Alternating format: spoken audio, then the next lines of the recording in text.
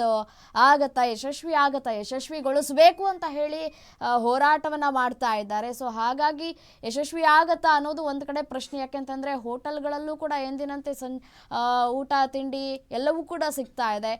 ಗ್ರಾಹಕರು ಕೂಡ ಹೋಟೆಲ್ಗೆ ಆಗಮಿಸಿ ತಮ್ಮ ತಮ್ಮ ತಿಂಡಿಯನ್ನ ಸವಿಯುವಂತಹ ಕೆಲಸಗಳನ್ನ ಕೂಡ ಮಾಡ್ತಾ ಇದ್ದಾರೆ. ಟೀ ಕಾಫಿ ಎಲ್ಲವನ್ನ ಕೂಡ ತೆಗೆದುಕೊಳ್ತಾ ಇದ್ದಾರೆ. ಸೊ ಹಾಗಾಗಿ ಬಂದ್ಗೆ ಹೋಟೆಲ್ನ ಮಾಲೀಕರು ಕೂಡ ಒಂದು ಕಡೆ ನೀರಸ ಪ್ರತಿಕ್ರಿಯೆಯನ್ನು ವ್ಯಕ್ತಪಡಿಸಿದ್ದಾರೆ.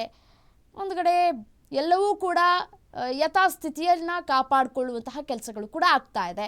ಅಂಗಡಿ ಮುಂಗಟ್ಟುಗಳು ಓಪನ್ ಆಗಿವೆ. ಪೊಲೀಸ್ ಇಲಾಖೆ ಕೂಡ ಅಲರ್ಟ್ ಆಗಿದೆ. ಯಾವುದೇ ಅಹಿತಕರ ಘಟನೆಗಳು ನಡೆಯದಂತೆ ಖಾಕಿ ಇಲಾಖೆ ಕೂಡ ಕಟ್ಟೆಚ್ಚರವನ್ನು ವಹಿಸಿದೆ.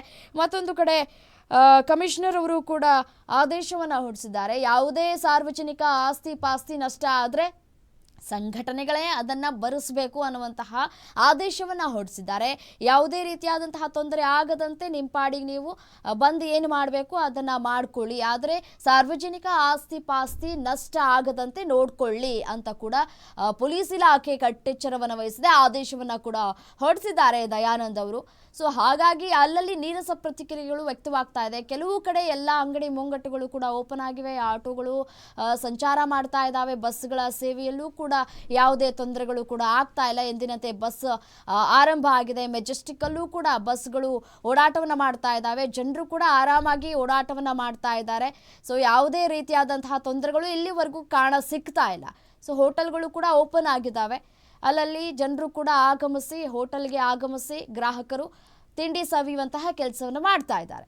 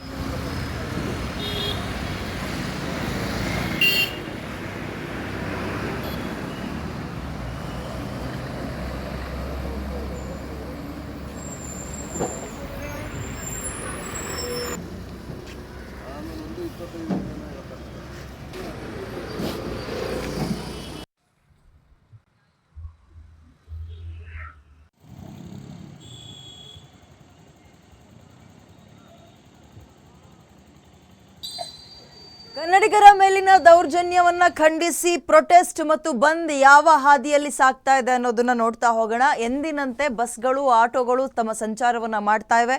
ಎಲ್ಲ ಈ ಒಂದು ಬೀದಿ ಬದಿ ವ್ಯಾಪಾರ ಎಲ್ಲವೂ ಕೂಡ